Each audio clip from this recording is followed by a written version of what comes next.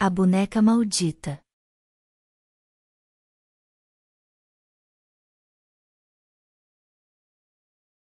Olá! O que vou contar é uma história antiga, a qual foi contada diversas vezes pela minha falecida avó Anair Maria da Silveira, sendo que sempre fiquei assustado em cada vez que ouvia esse relato. Minha avó sempre afirmou categoricamente que esse fato foi verídico.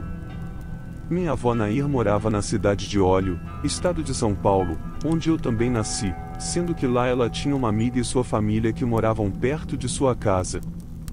Essa amiga da minha avó contou para ela que tempos antes, sua filha ganhou uma boneca de pano de presente. Naquela época nem todas as pessoas tinham dinheiro para comprar brinquedos para as crianças, então era normal a construção de pequenos brinquedos, tanto pelos pais, como também pelas próprias crianças, utilizando materiais caseiros, como latas e outras bugigangas. Então imagina-se a alegria daquela garotinha ao ganhar uma boneca de pano de verdade. Era algo incrível. A menina ficou muito apegada com a boneca, sendo que não a largava mais. O tempo passou, sendo que certo dia a mãe da garotinha notou que sua pequena camisola, a qual ela utilizava para dormir, estava chamuscada, como se tivesse sido exposta a fogo ou a um calor muito grande. Então a mãe resolveu perguntar para a filha o que havia acontecido com a camisola para ter ficado daquele jeito. A garotinha então inocentemente disse para sua mãe que sua boneca havia levado para um lugar muito quente, e que ela disse que era o inferno. A mãe, assustada, claro, não acreditou, mas ficou cismada com aquilo. Passados mais alguns dias outra camisola surgiu chamuscada novamente como a primeira, e a garotinha insistia que foi a boneca que havia saído com ela e a levado para o inferno durante a noite. A mãe, já assustada, resolve então ficar de vigia durante algumas noites para ver o que acontecia. Durante os primeiros dias nada aconteceu, até que em uma certa noite, após a garotinha ir dormir, a mãe ouviu um barulho e foi ver o que estava acontecendo. Qual não foi sua surpresa quando ela olha horrorizada pela fresta de uma porta e vê a boneca andando de mãos dadas com sua filha e saindo pela porta fora. Assustada e terrificada, a mãe não fez nada no momento, com medo de algo pior acontecer com sua filha. Já com o amanhecer do dia e estando sua filha de volta para casa, a mãe pega a boneca, a rasga totalmente e coloca fogo no que restou de seus destroços, pondo fim naquele incrível pesadelo, sendo que nunca mais esqueceria aquela horrível experiência. Muitos podem não acreditar em fatos como esse, mas nunca se devemos esquecer que em nosso mundo acontecem fatos impressionantes, os quais nunca foram desvendados e que desafiam a sobriedade dos mais céticos e dos mais estudados cientistas. A menina do poço.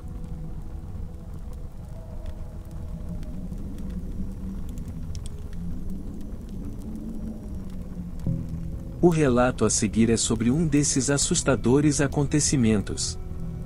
O relato a seguir ocorreu ainda nos anos 70.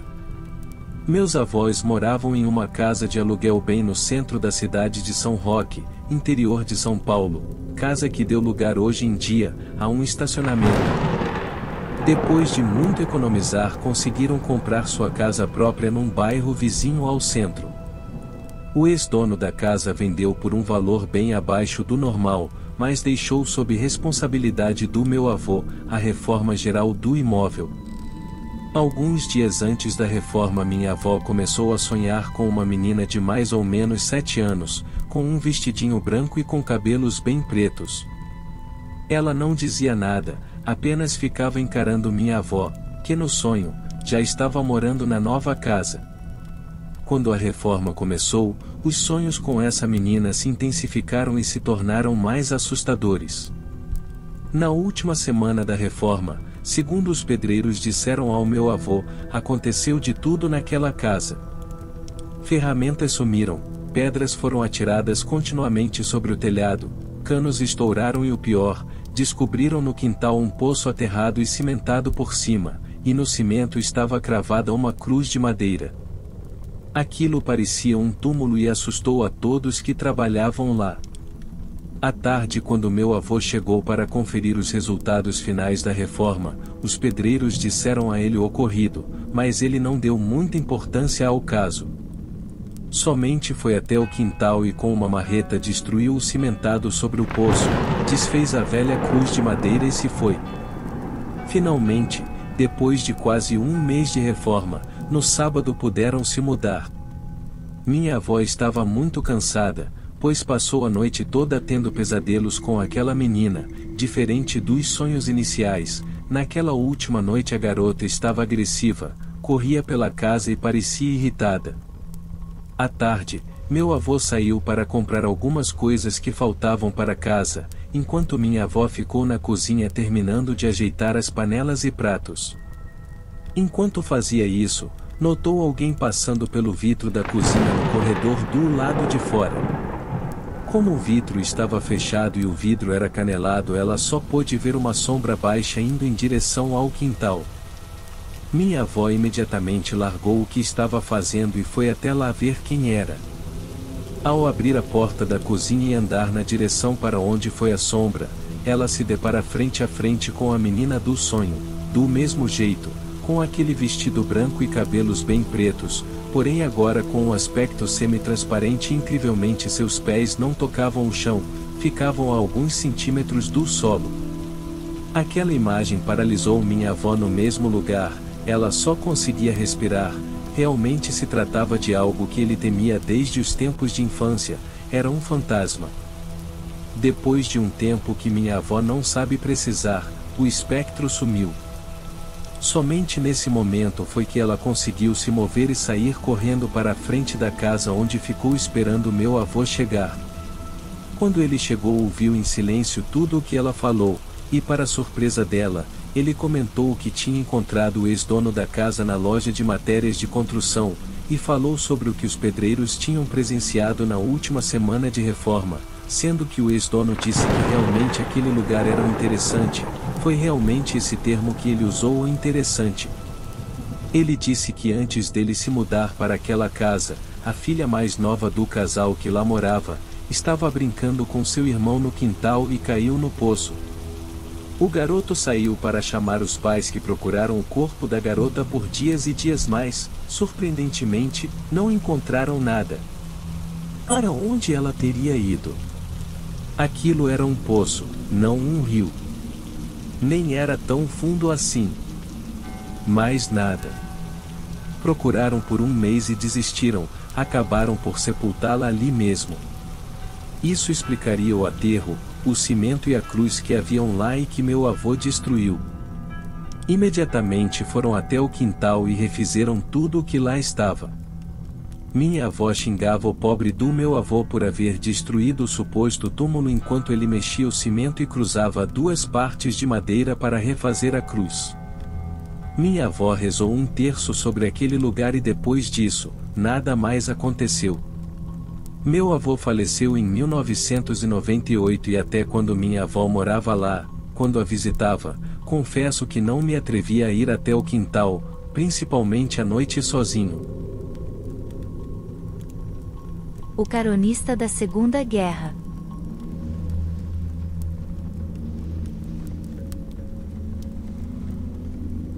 Nunca pense que você estará só, mesmo em uma estrada deserta à tarde da noite. Em uma etapa de minha vida, eu me mudei dos Estados Unidos para a Inglaterra para trabalhar como mecânico de aviões, isso no ano de 1992.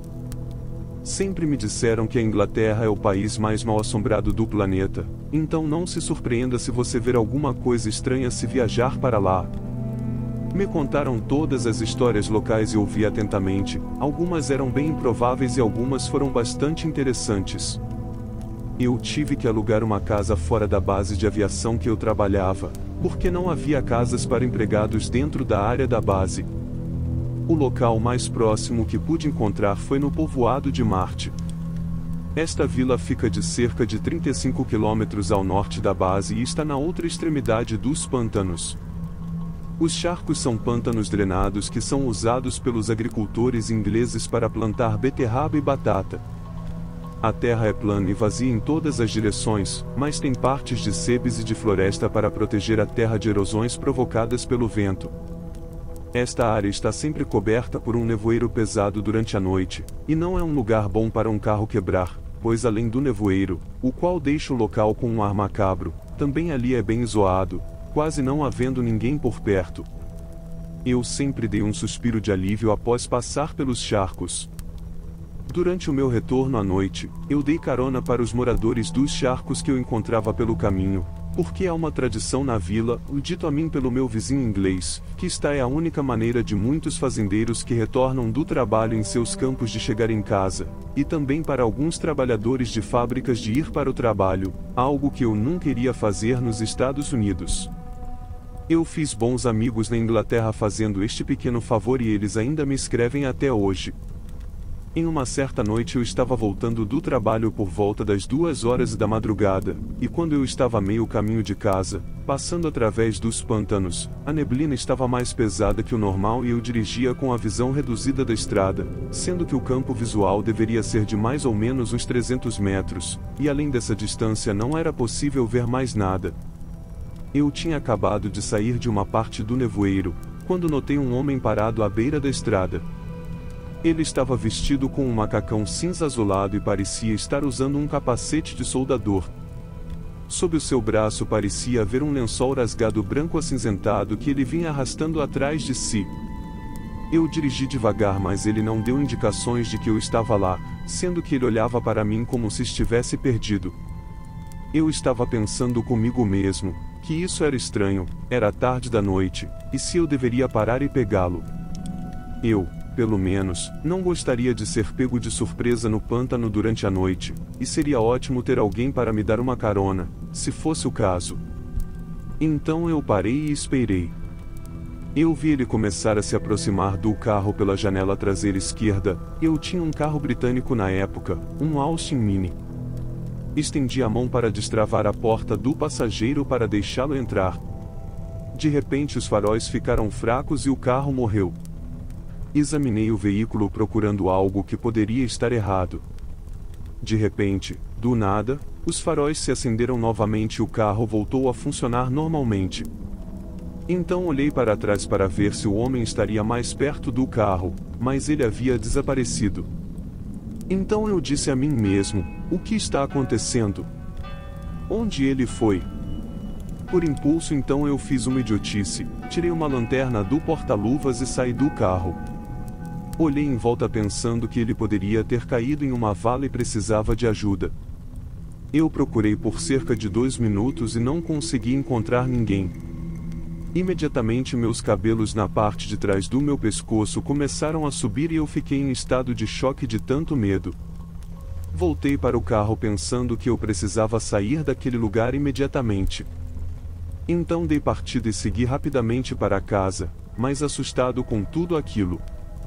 Alguns dias se passaram e eu não contei a ninguém da minha experiência, talvez com receio de que ninguém acreditasse em meu relato. Passados alguns dias, eu estava novamente voltando do trabalho, e chegando aos pântanos, naquele mesmo trecho da estrada, a polícia havia montado um bloqueio. Eu saí do carro para ver o que estava acontecendo. Então um polical me disse que um fazendeiro encontrou um velho bombardeiro alemão da Segunda Guerra Mundial, Heinkel 111, com a tripulação ainda a bordo. Aproximei-me do local onde os destroços foram encontrados. Notei que os membros da tripulação do bombardeiro, ou o que restava deles, estavam vestindo um macacão cinza azulado e usando um capacete de voo de couro que parecia com os de soldadores, do mesmo tipo do homem que eu vi na estrada na outra noite. Também um dos membros da tripulação possuía um paraquedas rasgado e desfiado perto dele que já estava branco acinzentado, uma ponta estava presa e esticada atrás dele, igual àquele que o homem carregava na estrada. Após ver tudo aquilo, eu raciocinei e percebi que aquilo que eu havia visto a outra noite, talvez fosse um dos tripulantes do avião acidentado, mesmo estando no além, estava tentando voltar para casa. Por isso cuidado com os caronistas que você talvez encontre um dia pelo caminho. Nunca se sabe o que poderá estar em seu caminho.